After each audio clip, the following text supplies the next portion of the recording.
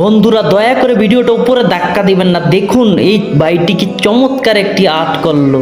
আপনি দেখে অবাক হয়ে যাবেন এই বাইটির আর্ট দেখলে। কি মাশাআল্লাহ মাশাআল্লাহ, আপনি মুসলমান হয়ে থাকলে মাশাআল্লাহ বলতে ভুলবেন না। এই ভিডিওটা আপনি স্কিপ না করে উপরে ধাক্কা না দিয়ে পুরো ভিডিওটা দেখেন, এই বাইটি কি আর্ট করলো চমৎকার।